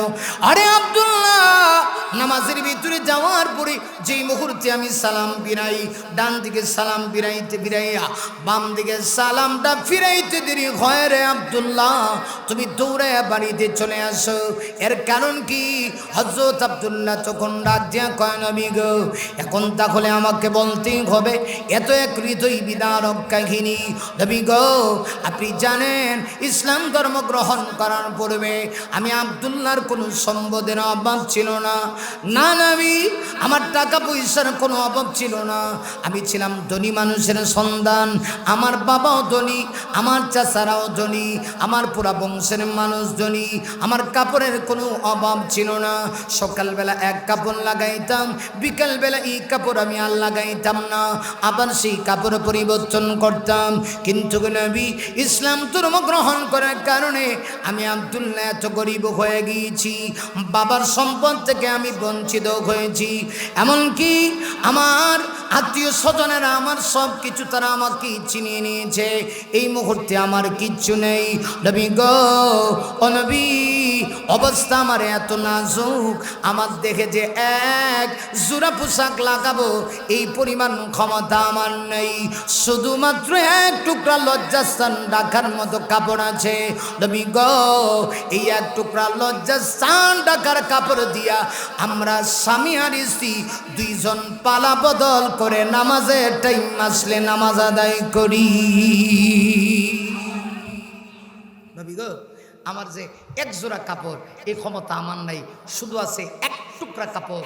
এই এক টুকরা কাপড় আবার পালা বদল করে স্বামী আর স্ত্রী দুইজনে মিলে নামাজ আদায় করি। কেমনে জানেননি? নামাজের টাইম যখন আসে, নবী গো, আমি আগে যাই না যথা টাইম, ইয়া রাসূলুল্লাহ, কোন রকম সাতরটা দেখি, লজ্জাস্থানটা দেখি গো নবীজি, আমি আপনার পিছনে নামাজ আদায় করতে যাই। আর আমার স্ত্রী কোথায় থাকবে? যেহেতু কোনো কাপড় দিতে পারে না, এই জন্য ঘরের ভিতরে আমি একটা গর্ত খুঁড়ে রেখেছি। আমি আমার স্ত্রীকে ওই ঘরের ভিতরে, গর্তের ভিতরে ঢুকাইয়া নামাজের টাইম আসলে পরে আমি মসজিদে নববীতে চলে যাই। আমি যখন যাই, আমার স্ত্রী ডাক দেয়া কয়, প্রাণের স্বামী গো, ও প্রাণের স্বামী, তুমি শুধু একটা নামাজ পড়বা, নামাজ পড়ে তুমি আল্লাহ তৈরি জান্নাতে চলে যাইবা। আর আমি কি যাব না? আমাকে জান্নাতে যাওয়ার জন্য কি সহযোগিতা করবা না? স্বামী গো, তুমি একটা নামাজ পড়লে হবে না, আমাকে সুযোগ দিতে হবে। তাই আমি কি করব? আমি আমার স্ত্রীকে গর্তের ভিতরে ঢুকাইয়া আমি চলে যাই। আমি গিয়া আপনার পিছনে নামাজ আদায় করি। নামাজ শেষ হইতে দেরি হয়, আমি একটা দৌড় মাইরা বাড়িতে আসতে দেরি হয় না। সকল সাহাবীরা আপনার সামনে বসে থাকে, আমি বসে থাকতেই পারি না, আমি দৌড়ায় চলে আসি। এসে আমি আমার স্ত্রীকে আমার দেহের কাপড়টা দিয়া আমি গর্তের ভিতরে ঢুকে যাই। স্ত্রী দাঁড়ায় দাঁড়ায় নামাজ আদায় করে। ইয়া রাসূলুল্লাহ, অন্যান্য দিনের তুলনায় আজকেও ব্যতিক্রম নয়। নামাজটা শেষ করে যে মুহূর্তে এক টুকরা কাপড় পালা বদলের টাইম হয়ে গেল, আমি আমার স্ত্রীকে এক টুকরা কাপড় দিলাম। স্ত্রী নামাজে দাঁড়াইছে, আমি গর্তের ভিতরে ঢুকিয়েছি। এমনিতেই আমি শুনতে পাই হযরত আবু বকরের আওয়াজ, নবী গো, আবু বকর আমার দরজায় কোরআন আনতেছে। আমি কি করব? আমার দেহে কাপড় নাই, লজ্জাস্থান ঢাকার মতো ব্যবস্থা নেই। আমার স্ত্রী কোনো রকম লজ্জাস্থানটা রেখে নামাজ আদায় করতেছে। নামাজের গুরুত্ব বেশি, তাই আমি কি করব? আমি আওয়াজ শুনি কিন্তু জবাব দিতে পারি না। না গো নবী, আমার কলিজা পেড়ে যাচ্ছি। আবু বকর বারবার সালাম দেয়, কিন্তু আমার কষ্ট হচ্ছে। আবু বকর সালামটা পর্যন্ত সালামের জবাবটা দিতে পারছি না। আবু বকরের পরে পালাক্রমে হযরত ওমরের আওয়াজ শুনতে পাচ্ছি। ওমরও সালাম দেয় একবার, দুইবার, তিনবার, কিন্তু আমি তো সালামের জবাব দিতে পারছি না। নবী গো, তাই আপনি আমার বাড়ি থেকে কষ্ট পেয়ে চলে আসছেন। আমি বুঝতে পেরেছি আপনি কষ্ট পায়েন না। আপনি যদি কষ্ট পান, কিয়ামতের কঠিন ময়দানে আমার আমার জন্য জাহান্নামের আগুন অবদানিত, আমি জান্নাতের আশা করতে পারি না, আপনার সুপারিশ ছাড়া আমি জান্নাতের সুঘ্রাণ পাবো না। ইয়া রাসূলুল্লাহ, নবীজি আমার পক্ষ থেকে যদি আপনি কষ্ট পেয়ে থাকেন আপনি আমাকে ক্ষমা করে দিন। নবীজি মুহূর্তে কথা শুনেছেন, রহমতের নবী চোখের পানি ধরে রাখতে পারলেন না। আমার নবীজি হাউমাউ করে কান্না শুরু করে দিলেন, আর দুইটা হাত বাড়ায় দিয়া আব্দুল্লাহকে ডেকে বলেন, আব্দুল্লাহ আয় আয় আমার বুকে আয়। নবীজি আব্দুল্লাহকে বুকে জড়ায় নিলেন, বুকে জড়ায় দিয়া আব্দুল্লাহর কপালের ভিতরে চুম্বন দিলেন, আর ডেকে ডেকে বলেন, আব্দুল্লাহ রে তুই কি শুনাইলি এই নামাজের জন্যে আমি নবী কত মায়ের খাইছি। তাই ফিগিয়া নামাজের দাওয়াত দেওয়ার কারণে তাই দুষ্ট কাফেররা আমাকে এত কষ্ট দিয়েছি, আমার বদন মুবারকে পাথরের কণা দিয়া ওরা যখন আঘাত করেছে আমার দেহ বেটে দেহ মুবারক থেকে রক্ত ঝরতে শুরু হয়ে গেছে। আমার আল্লাহ পর্যন্ত না বরদাস্ত করতে পারে নাই, আল্লাহ জিবরিলকে পাঠায় দিয়েছে, জিবরিল যাও আমার বন্ধুকে তাইবাসী এত কষ্ট দিল, আমি আল্লাহ বরদাস্ত করতে পারি না। হযরত জিবরিল এসে ডাক দিয়া কয়, নবী গো, ইয়া রাসূলুল্লাহ, ও নবীজি একবার আপনি অর্ডার করুন তাইফের দুই দিক থেকে দুইটা পাহাড় চাপিয়ে দিয়ে তাইবাসীকে ধ্বংস করে দিই। রাসূল বলেন, আমি তখন তাইবাসীকে কোনো বদদুয়া দেই নাই, এই নামাজ প্রতিষ্ঠা করার জন্য তাইফে মাই রেখেছি। আব্দুল্লাহ রে তোমার নামাজের প্রতি পাবন্দি দেখে আজকে আমার কলিজাটা, আমি বিশ্ব নবীর কলিজাটা ঠান্ডা হয়ে গেছে। আল্লাহু আকবার। রাসূল বলেন, আব্দুল্লাহ নামাজের প্রতি তোমার এত গুরুত্ব, তুমি নামাজকে এত ভালোবাসো, এই এক টুকরা লজ্জাস্থান ঢাকার কাপড় দিয়া পালাক্রমে স্বামী আর স্ত্রী দুইজন কাপড় পরিবর্তন কইরা এক টুকরা লজ্জাস্থান এক টুকরা কাপড় দিয়া তুমি নামাজ আদায় করো, তোমার বুঝি কাপড়ের এত ভাব। আর সাহাবীরা আমার কাছে অভিযোগ দিছে তুমি নামাজে গিয়ে দৌড়ায় চলে আসো, তোমার ভিতরে নেফাকি ঢুকে গেছে। আসলে আমার সাহাবীরা বুঝে নাই। রাসূল বললেন, আব্দুল্লাহ চলো মসজিদে নববীতে চলো। আল্লাহু আকবার বলুন। আমার নবীজি আবার আব্দুল্লাহকে নিয়ে মসজিদে নববীতে গেলেন। উপস্থিত সাহাবীরা যারা ছিল সকলের সামনে আমার নবীজি এই ঘটনাটা খুলে বললেন।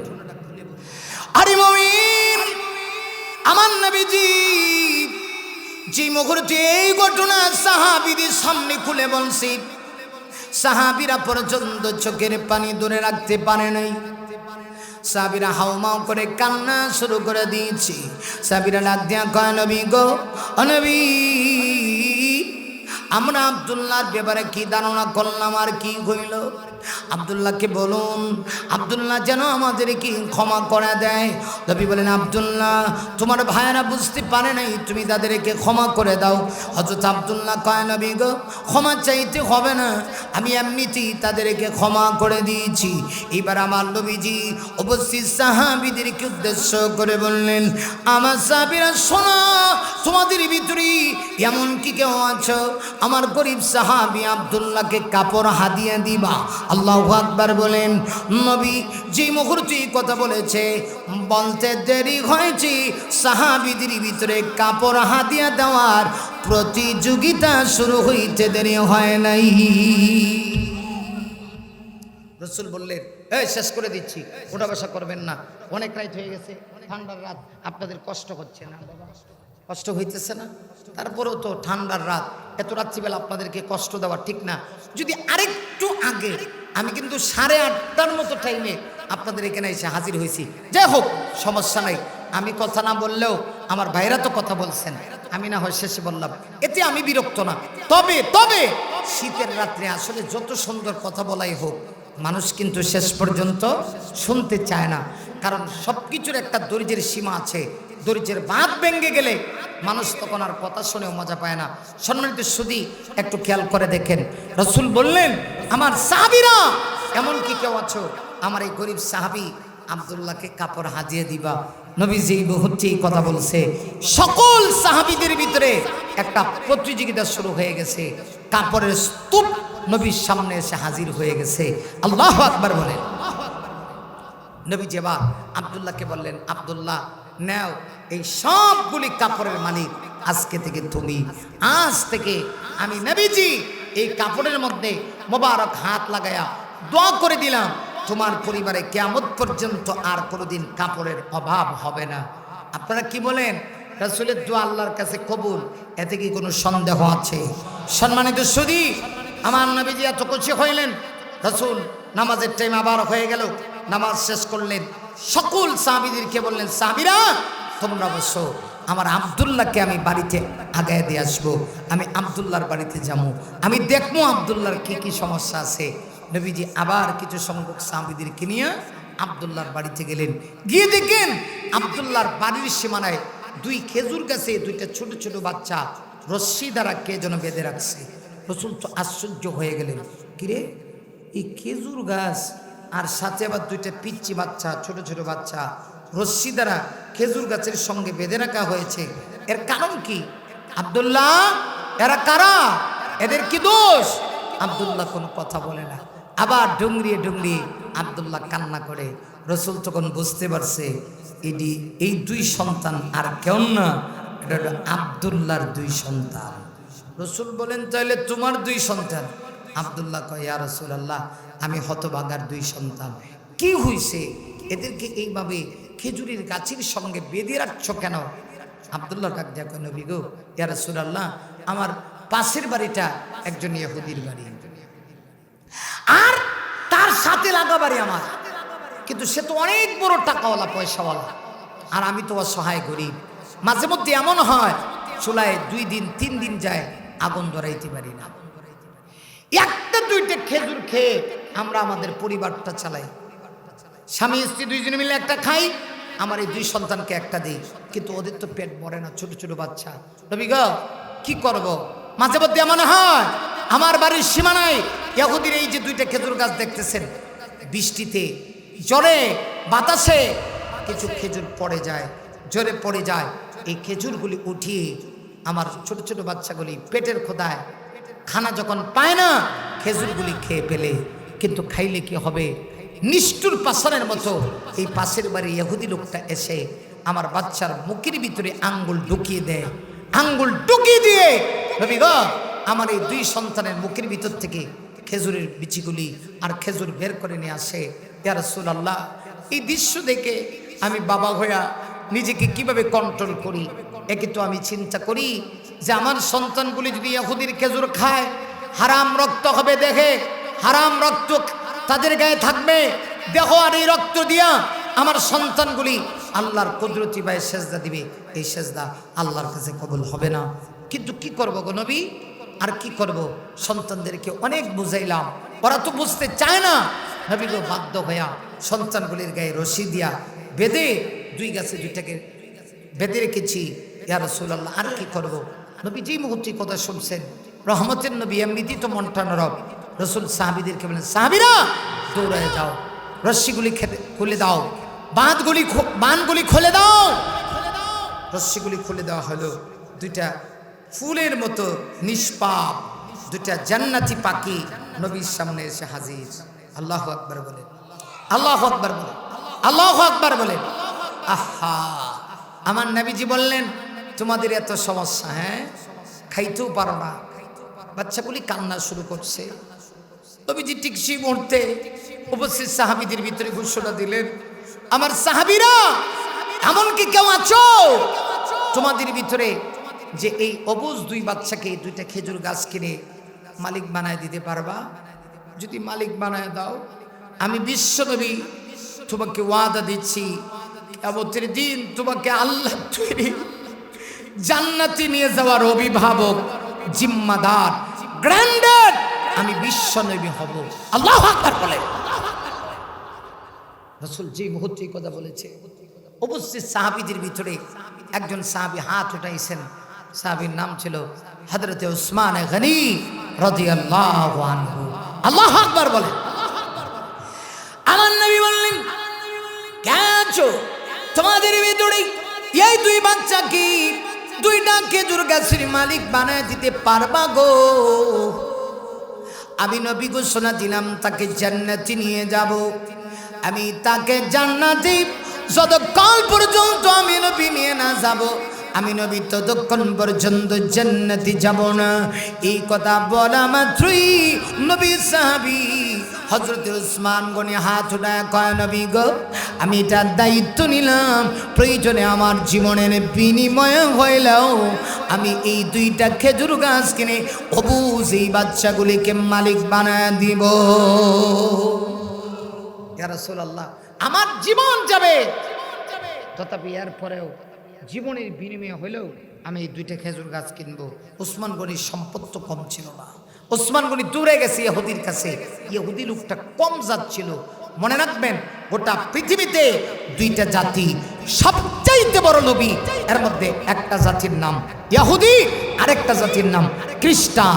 এদের লোভ এত বেশি, সারা পৃথিবী দিলেও এদের লোভ মিটবে না।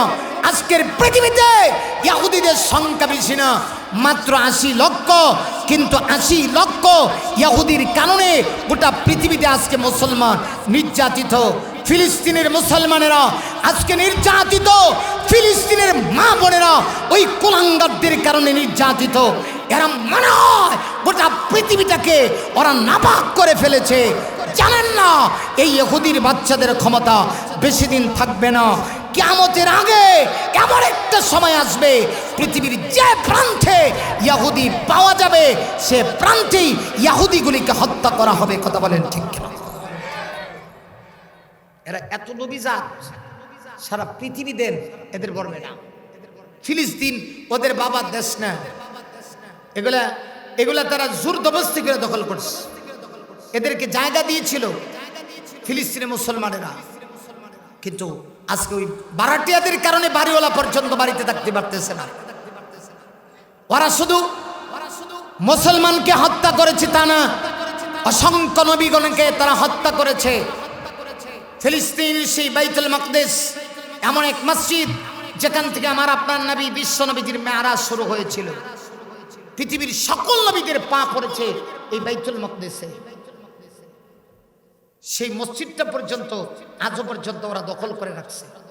মুসলমানদেরকে জিম্মি বানিয়েছে। মুসলমানের লাখো মায়ের কলিজা টুকরা পর্যন্ত গোলাপ গলি কেড়িয়ে ওরা শহীদ করেছে। অতএব পৃথিবীর মধ্যে যদি কোনো বর্বর বেঈমান কোনো গোলাঙ্গার জাত থাকে, তাহলে সেইটা হলো ইহুদি আর খ্রিস্টান। কথা বলো মুসলমান, ঠিক কিনা? আমি কি ওয়াজ করব এত অল্প মানুষের সামনে? আমি আর কি ওয়াজ করবো বাবা? সম্মানিত সুধী, কথা শেষ করে দিই। হযরত উসমান এখানেই রাদিয়াল্লাহু আনহু দৌড়ে গেছে ইহুদির বাড়িতে। কিরে ভাই ইহুদি, কি বিক্রি করবা? কি কয় শুনছেন? বলবো? কথা কয় না, কথা কয় না রে, কমো। হ্যাঁ, অসুবিধা হইতেছে আমার, ডাবল সুবিধা। কথা শেষ করে দিচ্ছি, খুব খেয়াল করেন। আর একটু কইতাম, আরো কইতাম। আর কতক্ষণ বাজে কটা? উমর আল্লাহ রে, সোয়া বড়টা কিতা কনিতা কিতা মাতো বা কাকা, কথা কিতা মাতো। খেয়াল করেন, শেষ করে দিচ্ছি, বেশি রাত্র যাওয়া ঠিক না, অনেক রাত হয়ে গেছে, প্রবলেমে হবে। সম্মানিত সুধী, খেয়াল করেন, এই ইহুদির কাছে গেছে। ইহুদি বিক্রি করবি? ইহুদি কই করব, লাভ হইলে করব। যদি উসমান না হয়া উমর হইতো। কথা কয় না। হ্যাঁ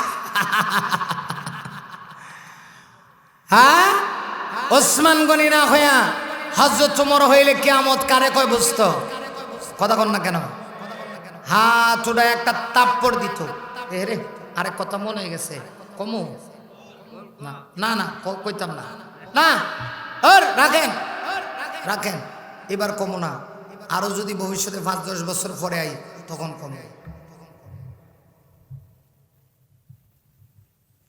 এবার খেয়াল করেন, ইহুদি বলে লাভ হইলে দিব, লাভ না হইলে দিব না। কি লাভ চাস?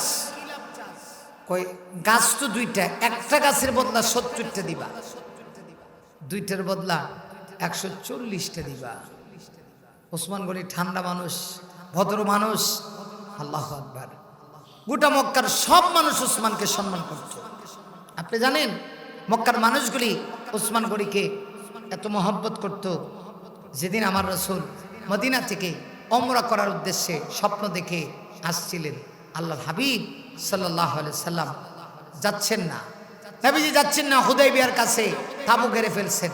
উসমান গনিকে পাঠাইছেন, উমরকে পাঠাইতে চাইছিলেন। উমর কয়, হুজুর এটা কি আপনার অর্ডার না পরামর্শ? নবী বলেন পরামর্শ। তাহলে আমারে পাঠায়েন না, কারণ আমিও গরম, হেরাও গরম, দুই গরমে এক হইলে সমাধান হবে না, মায়ের আরো ভালো করে লাগবে। কথা কোন ঠিক কিনা? আপনার ব্রাহ্মণবাড়ির মানুষ ঠান্ডা না? কথা কয় না বাবা। হ্যাঁ ঠান্ডা, সারা দুনিয়া ভয় পাই আমি আপনা করে। কথা কন না কা? ব্রাহ্মণবাড়িয়া মানে একটা প্রাণ। এই ব্রাহ্মণবাড়িয়ার মানুষ যেমন মাইর করতে জানে, ইসলামের বিরুদ্ধে আঘাত আসলেও ব্রাহ্মণবাড়িয়ার মানুষ সর্বপ্রথম তরবারি হাতে নিয়ে বাংলার জমিনে ব্রাহ্মণবাড়িয়ার মানুষ মাটি নামতে দেরি হয় না। মুসলমান কথা বলো ঠিক না বেঠি? আচ্ছা কি ওয়াজ করতাম, হাজার হাজার লোক সামনে, এত লোকের সামনে ওয়াজ করুন যায়? সম্মানিত সুধী, হযরত উসমান গনি রাদিয়াল্লাহু আনহু ঠান্ডা মানুষ। উসমান গনি কো হো লাভ চাও, তো তুমি ঠকছো। সুবহানাল্লাহ কর। ও এই মাঝখানে কইছিলাম উসমান কেমন ঠান্ডা, কত দেখেন। উসমান গনি ঢুকছে কাবার চত্বরে, ঢুকবে। কাফেররা তো কাবা শরীফের চতুর্দিকে অস্ত্র শস্ত্র নিয়ে দাঁড়ায় আছে, যেমনি খালি মোহাম্মদ ঢুকবো শেষ, জাকাত মাইরালাম। কিন্তু উসমান গনি বীরের বেশে যখন মক্কাতুল মুকাররমায় প্রবেশ করছিলেন, উসমান গনির চেহারা দেখা কাফেররা একজনের কানের কাছে আরেকজন গিয়া কয়, এই অস্ত্র নামা।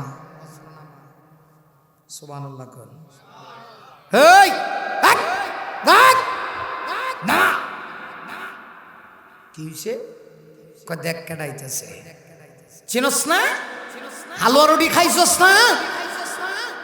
কারণ উসমান রে আল্লাহ এত ধন সম্পদ দিয়েছিল, জাহিলিয়াতের যুগেও প্রত্যেকটা বেঈমান কাফের উসমান গনির কাছ থেকে কেউ না কেউ কিছু খাইছে। আল্লাহু আকবার কর। এখন আমার কাছ থেকে যদি আপনি কিছু খান, আমারা দেখলে এমনি আপনি ঠান্ডা। হ্যাঁ এলো, ও না খুব ভালো মানুষ গো, ভদ্র। উসমান গনি দিকা অস্ত্র শস্ত্র সব নামায় ফেলছে, ডাক দিয়া কও, উসমান আজকে তোমার নবীর ভাগ্যবালা, যদি আজকে তুমি না আইসা তোমার নবী আসতো তাহলে কিয়ামত হইতো।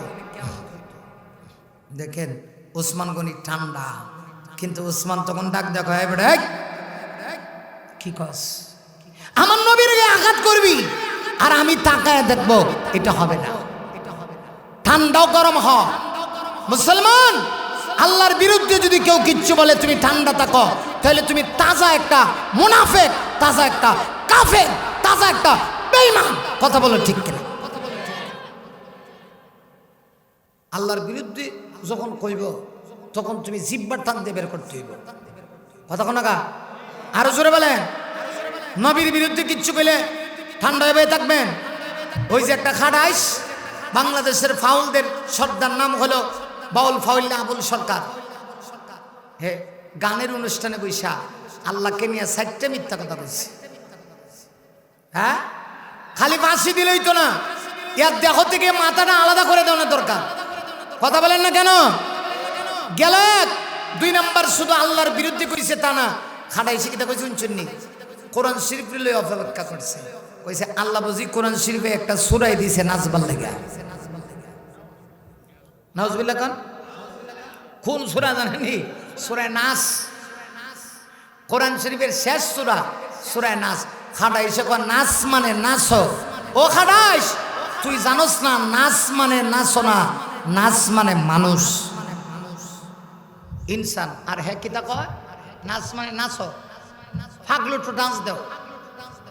এখন হে বাচ্চা আছে, হ্যাঁ এর জাহান্নামে এতদিন ভাড়া নি দরকার আছে না? কথা কন না কেন? কথা শেষ। এই কষ্ট হইতেছে, শেষ কথাটা শেষ করে দিচ্ছি। হযরত উসমান গনি কত ভদ্র, কত ঠান্ডা, ওসমান কয় চাইছস 2 খেজুর গাছের বদলা 140টা, যদি 140টা না চায়া আমার জীবনের অর্জিত যত সম্পদ সব চাইছি, আল্লাহর কসম আমি সব দিয়া আমি 2 খেজুর গাছ কিনে লইয়া নবীর সামনে গিয়া হাজির হইতাম আর নবীকে খুশি করতাম। কিন্তু আমার ভাগ্যবালা, তুই মাত্র 140টা চাইছিস, নে 140 নে। ওসমান গনি 2 খেজুর গাছ লইয়া রাসূলের দরবারে হাজির। হুজুর, এই 2 খেজুর গাছের মালিক আজকে থেকে আমি, আর আপনার সামনে এই মুহূর্তে এই 2 খেজুর গাছের মালিক আব্দুল্লাহ 2 সন্তানকে বানায় দিলাম। নবীজি তখন খুশি হয়ে বলেন, ওসমান, কিছু মানুষ সম্পদ পেয়ে জাহান্নাম কিনে, আর তুমি সম্পদ পেয়ে আল্লাহ তৈরি জান্নাত কিনেছো। সুবহানাল্লাহ। তাহলে এই ঘটনা বলার উদ্দেশ্য কি? ঘটনা বলার উদ্দেশ্য হলো এই সাহাবী নামাজের ব্যাপারে কি পরিমাণ পাবন ছিলেন। লজ্জাস্থান ডাকার মতো কাপড় নাই, কিন্তু নামাজ ছাড়ে না। আর আমরা কাপড়ের অভাব নাই, নামাজ পড়ে না, আবার জান্নাতও যাইতে চায়। কথা কন না কেন? আসেনি? তাহলে জাহান্নামে যাওয়ার কারণ কয়টা? 2টা, 4টা, বলেন কয়টা? আরো জোরে। 1 নাম্বারটা কি? নামাজ পড়া না সারা? পড়া। ফলে জাহান্নামে যাবে না, বললে জান্নাত। নামাজ ছাড়লে জাহান্নাম। তাহলে আপনি কোনটা করবেন? নামাজ পড়বেন না ছাড়বেন? পড়বেন। আল্লাহ কবুল করুক। সকলে বলে আমিন। ওয়া আখিরু দাওয়ানা আনিল হামদুলিল্লাহি রাব্বিল আলামিন।